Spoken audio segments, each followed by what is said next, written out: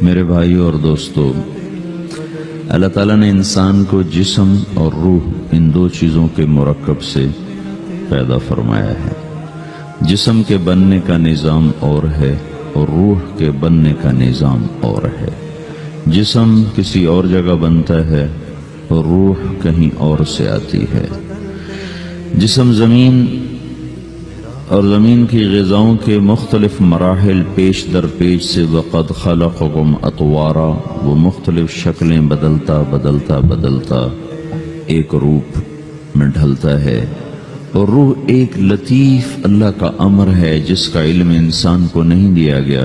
یسألونک عن الروح قل الروح من امر ربی وما اوتیتم من العلم الا قلیلا، کہ روح ایک اللہ کا امر ہے جس کے بارے میں تمہارے پاس کوئی علم نہیں ہے، لہذا اس کی تفصیل تم سمجھ نہیں سکتے ہو۔ روح آسمان سے آتی ہے، جسم زمین میں بنتا ہے، پھر 4 مہینے بعد اللہ اس کو آپس میں جوڑ دیتا ہے، زندگی متحرک ہو جاتی ہے۔ روح ہی کے ساتھ زندگی کی بقا رہتی ہے۔ جب اللہ اس سے واپس نکال لیتا ہے تو سارے ٹائٹل ہٹ کر صرف ایک نام سب کو مل جاتا ہے، اور وہ میت کا ہوتا ہے۔ وہ حضرت مولانا ہو، وہ کوئی ڈاکٹر ہو، بادشاہ ہو، صدر وزیر ہو، سارے اعزاز ٹائٹل ہٹا کر اس پر میت کا لفظ مہر لگ جاتی ہے۔ اس میں سے کیا نکلا ہے؟ ہر چیز تو موجود ہے، اب یہ بولتا کیوں نہیں، اٹھتا کیوں نہیں، چلتا کیوں نہیں؟ اس میں سے روح نکل گئی ہے۔ روح ہمارے جسم کی اصل ہے، اسے نکال دو تو جانوروں کو بھی پتا ہے کہ اب یہ بے جان چیز ہے۔ چیونٹیاں، کیڑے مکوڑے بھی اس کو کھانے لگ جائیں گے، جانور بھی کھانے لگ جائیں گے، زمین بھی اس کو گلانے لگ جائے گی، ہوائیں اس کو متغیر کرنے لگیں گی۔ روح انسان کے اندر ایک چلتا ہوا زندگی کا کارواں ہے۔ اسے جب اللہ واپس بلاتا ہے تو اللہ یتوفی الانفس حین موتها والتی لم تمت فی منامہا۔ موت کیا چیز ہے؟ اس کے 200 جواب ہیں سائنس کی کتابوں میں، اور 200 جواب بذات خود بتا رہے ہیں کہ یہ ایک جواب بھی ٹھیک نہیں ہے، اور قرآن ایک جواب دیتا ہے اور وہی حرف آخر ہے، قل یتوفاکم ملک الموت اللہ یتوفی الانفس حین موتها۔ اللہ ہے جو تمہاری روحوں کو موت کے وقت کھینچ لیتا ہے، تمہارے جسم سے نکال لیتا ہے۔ تو میرے بھائیوں، موت کے وقت انسان 2 کیفیت میں ہوتا ہے۔ کچھ لوگوں کی روح ایسے نکل رہی ہوتی ہے کہ ان کے رگ رگ میں وہ پھنس رہی ہوتی ہے۔ وَلَوْ تَرَى اِذْ يَتَوَفَّى الَّذِينَ كَفَرُوا الْمَلَائِكَةُ يَضْرِبُونَ وُجُوهَهُمْ وَأَدْبَارَهُمْ۔ کاش تم دیکھ سکتے وہ منظر جب اللہ کے فرشتے نافرمانوں کی روح کو نکال رہے ہوتے ہیں تو ان کے منہ پہ بھی مارتے ہیں، ان کی کمر پر بھی مارتے ہیں۔ اور اخرجوا انفسکم اليوم، نکالو آج اپنے روحوں اور جانوں، اب تم بچ نہیں سکتے ہو۔ وہ پیچھے ہٹنا چاہتے ہیں، رب ارجعون، مجھے واپس کر دے تھوڑی دیر کے لیے، لعلی اعمل صالحا، اب میں پورا ٹھیک مسلمان بن کے چلوں گا۔ تو اس کے جواب میں ہوتا ہے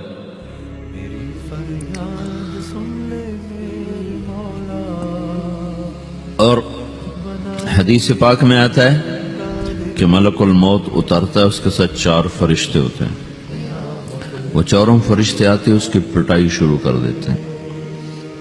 ابھی پرسوں یہ حدیث میں نے پڑھی ابن ماجہ میں کہ ملک الموت کہتا ہے ایتھا النفس الخبیثہ کانت فی الجسد الخبیث، اے خبیث روح جو خبیث جسم میں تھی، اخرج، باہر آؤ۔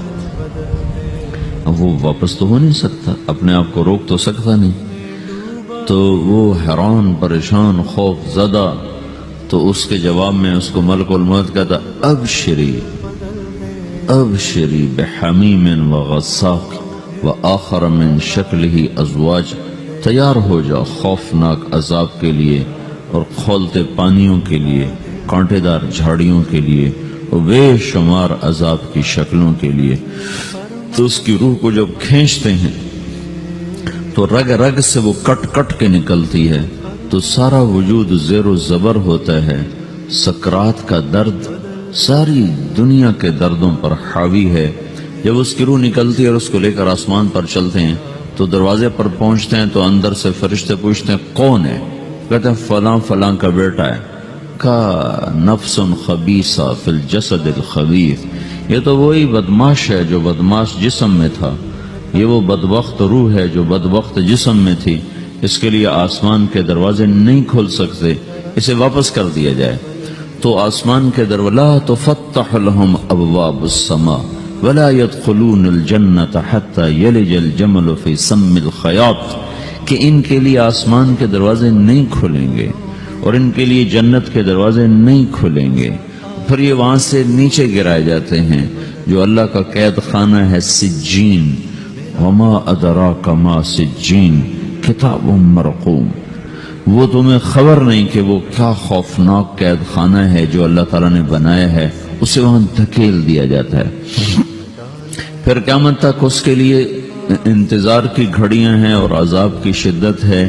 اور جب کوئی نیک آدمی اللہ تعالیٰ کے دربار میں جانے کا اس کا وقت آتا ہے تو اللہ تبارک و تعالیٰ فرماتے ہیں ان الذین قالوا ربنا اللہ ثم استقاموا تتنزل علیہم الملائکۃ الا تخافوا ولا تحزنوا وابشروا بالجنة التي كنتم توعدون نحن اولیاؤکم فی الحیاة الدنیا وفی الآخرة ولکم فیہا ما تشتہی انفسکم ولکم فیہا ما تدعون نزل من غفور الرحیم۔ جب کوئی نیک مرد عورت کے جانے کا وقت آتا ہے تو اس کے لیے بھی فرشتے آتے ہیں اور آ کر اس کو خوشخبری دیتے ہیں اور آ کر اس کو تسلی دیتے ہیں کہ آپ غم نہ کریں، پیچھے والے بھی آپ کو مل جائیں گے، آپ خوف نہ کریں، آگے ساری منزلیں آپ کے لیے آسان ہیں، آپ کے لیے جنت بھی تیار ہے، رب بھی مہربان ہے۔ اور حدیث پاک میں آتا ہے کہ ملک الموت اور 4 فرشتے آتے ہیں، وہ 4 فرشتے اس کو سہلاتے ہیں، دباتے ہیں کہ موت کا درد اسے محسوس نہ ہو، اور ملک الموت فرماتے ہیں ایتھا النفس الحمیدہ کانت فی الجسد الحمید اخرجی، اے نیک روح جو نیک جسم میں تھی باہر آؤ، کیا کرو؟ وَأَبْشِرِي بِرَوْحٍ وَرَيْحَانٍ وَرَبٍّ رَاضٍ عَنْكِ غَيْرِ غَضْبَانٍ، آپ کو بشارت ہو آپ کے لیے جنت تیار ہو چکی ہے اور وہاں کی ساری نعمتیں آپ کے لیے میسر ہو چکی ہیں اور اللہ آپ پہ راضی ہو چکا ہے اور اللہ آپ پہ خوش ہو چکا ہے۔ اس پر اس کی روح کو نکالا جاتا ہے، پھر سارے فرشتے اس کو استقبال کے ساتھ جب آسمان پر لے جاتے ہیں تو اندر سے پوچھتے ہیں کون ہے؟ کہ فلاں فلاں کا بیٹا، فلاں فلاں کی بیٹی۔ کہتے ہیں نفس حمیدہ فی جسد حمید، یہ تو نیک روح تھی جو نیک جسم میں تھی، مرحبا بہ، اس کو ہم سب استقبال کس کا کرتے ہیں، اور ایک دم آسمان کے دروازے کھلتے ہیں، پھر وہ پہلا دوسرا تیسرا چوتھا سارے آسمان پار کرتا ہوا اللہ پاک کے عرش کے نیچے کے جا کر، مرد ہے یا عورت، وہاں جا کر سجدے میں سر رکھتا ہے اور اللہ تعالیٰ فرماتے ہیں ہاں اس نے ہمیں خوش کیا، ہم اسے خوش کریں گے، اور اس کو عافیت کے ساتھ وہاں آسمان میں، پہلے آسمان سے لے کر اللہ کے عرش تک یہ سب ویٹنگ روم بنے ہوئے جہاں اللہ اپنے اپنے درجات کے مطابق جنت والوں کو ٹھہراتا ہے، اور وہ انتظار گاہ ہے اور وقت ختم ہو جاتا ہے، لہذا انتظار کی جو تکلیف ہے وہ بھی ختم ہو جاتی ہے۔ وقت ختم تو انتظار کا احساس ختم اور ٹائم کے گزرنے کا احساس ختم۔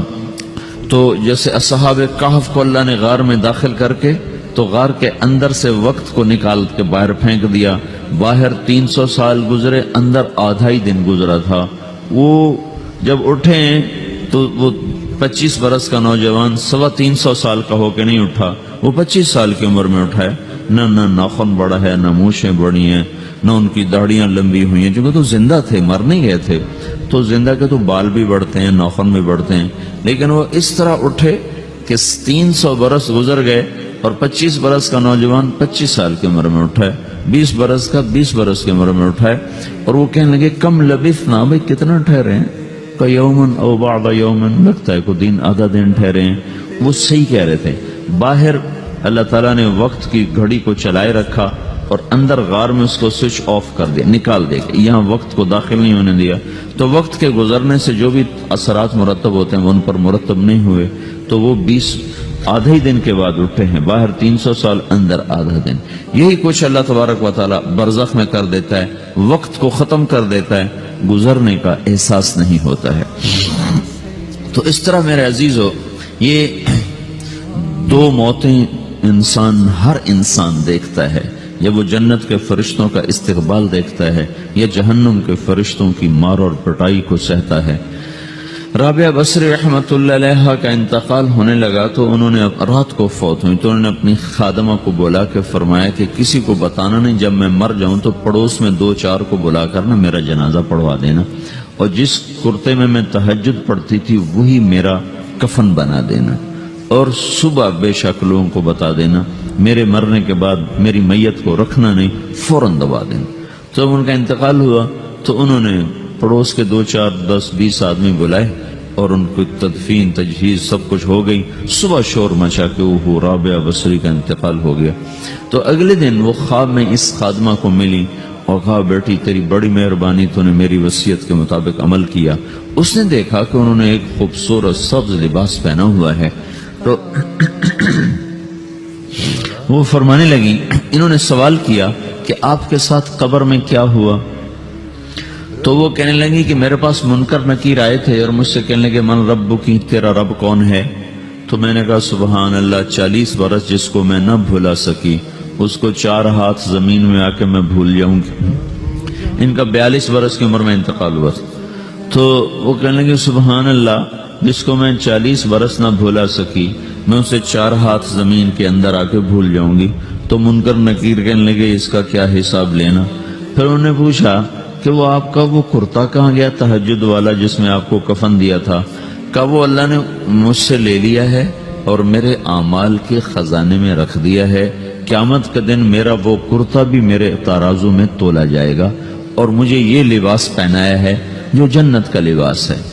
یہ بھی ایک موت ہے. اس طرح بھی لوگ مرتے ہیں. اور دوسری بھی ایک موت ہے، ہمارے علاقے کی بتا رہا ہوں، اپنے علاقے کی. ایک زمیندار مر گیا، اس کی قبر کھودی، ساری بچھوؤں سے بھری ہوئی، ایسے جیسے چیونٹیاں پھر رہی ہوتی. تو انہیں وہ بند کر کے دوسری کھودی، ساری بچھوؤں سے بھری ہوئی. پھر وہ بند کر کے تیسری کھودی، ساری بچھوؤں سے بھری ہوئی. قبرستان میں اتنے بچھو کہاں سے آ گئے؟ یہ زمین کے بچھو نہیں ہے، یہ آخرت کی بلائیں ہیں جس کے ساتھ اب اس سے قیامت تک رہنا ہے اور گزارا کرنا ہے. تو یہ 2 طرح کی موتیں روزانہ لوگ مرتے ہیں، روزانہ لوگ مرتے ہیں. جب نماز کا وقت ہوتا ہے ملک الموت ساری دنیا کا چکر لگاتا ہے اور دیکھتا ہے کون پڑھ رہا ہے کون نہیں پڑھ رہا، کون پڑھ رہا ہے کون نہیں پڑھ رہا. جو نماز کی پابندی کرتا ہے اس کی موت آسانی سے ہوتی، جو نماز میں غفلت کرتا ہے اس کے ساتھ موت کے وقت شدت اور سختی اختیار کی جاتی. تو بھائیو، یہ ایک جسم ہے، ایک روح ہے. روح باقی رہنے والی چیز ہے، جسم مٹ جاتا ہے، پھر اللہ سے قیامت کے دن نیا جسم عطا فرمائے گا، ایک نیا جسم دیا جائے گا. روح وہی ہے جو اللہ کے خزانوں میں جمع ہو جاتی ہے. نافرمان کی سیاہ کالی روح ہوتی ہے، فرما بردار کی روشن چمکدار روح ہوتی ہے. تو اللہ نے کچھ تقاضے جسم کے رکھے ہیں اور کچھ روح کے رکھے ہیں. جسم کے تقاضے پورے نہ کرو تو یہ پریشان ہو جاتا ہے، روح کے تقاضے پورے نہ کرو تو یہ پریشان ہو جاتی. روح کی پریشانی جسم سے زیادہ ہے چونکہ روح کی طاقت جسم سے زیادہ ہے. جسم مٹی سے بنا ہے، اس کی غذا بھی مٹی سے نکلتی ہے. روح آسمان سے ہے، اس کی غذا بھی آسمان سے ہے. روح کا تعلق جب تک اللہ سے نہیں جڑتا اس سے بھوک اور پیاس لگتی رہتی ہے. جسم کو جب تک روٹی اور پانی نہ ملے یہ تڑپتا اور پریشان رہتا ہے. جیسے اللہ تعالیٰ نے ہمارے جسم میں روٹی اور پانی کی طلب کو بے ساختہ رکھ دیا ہے. میں بیان کے دوران بھی پانی پی رہا ہوں، آپ دیکھ رہے ہیں کہ میرا حلق سوکھ جاتا ہے، مجھے طلب محسوس ہوتی ہے پانی. حلق سوکھتا ہے پانی کی طرف بھاگتے ہیں، بھوک لگتی ہم روٹی کی طرف بھاگتے ہیں. یہ ایک ایسا اندر میں آٹومیٹک سسٹم ہے کہ ہم اس کو آف نہیں کر سکتے. یہ سوتے سوتے بھی بھوک کی وجہ سے آنکھ کھل جاتی، سوتے سوتے پیاس کی وجہ سے آنکھ کھل جاتی ہے. یہ ایسا خود اللہ تعالیٰ نے ساختہ نظام بنایا ہے کہ آپ اپنے جسم میں روٹی اور پانی کی طلب کو نہیں نکال سکتے. میرے عزیزو، ٹھیک اسی طرح اللہ نے انسانی روح میں اپنی طلب رکھ دی ہے. اور اپنے رسول کی طلب رکھ دی ہے۔ یہ دو طلب ایسی ہیں کہ یہ آپ کے جسم روح سے نکل نہیں سکتی۔ جیسے بھوکا روٹی نہ کھا لے، پیاسا پانی نہ پی لے، اسے چین نہیں آ سکتا، وہ روح جو اللہ اور اس کے رسول سے نا آشنا ہے، جب تک وہ وہاں تک پہنچ نہیں جاتی اسے چین نہیں آ سکتا، اس کا اندر پریشان رہے گا۔ 1997 میں جب جنید جمشید سے میری پہلی ملاقات ہوئی تو اس نے مجھ سے یہ سوال کیا کہ مولوی صاحب، ایک پاکستانی نوجوان جس گلیمر کو خوابوں میں دیکھتا ہے، وہ گلیمر تو مجھے زندگی میں ویسے ہی حاصل ہے، میرے چاروں طرف زندگی کا رقص ہے، اور میری زندگی کی ہر خواہش، ہر تمنا پوری ہے، اس کے باوجود میرے اندر اندھیرا ہے، میرے اندر خلا ہے، مجھے لگتا ہے میں وہ کشتی ہوں جس کا کوئی ساحل نہیں، جس کی کوئی سمت نہیں۔ www.dasquran.com ایسا نہیں ہونا چاہیے۔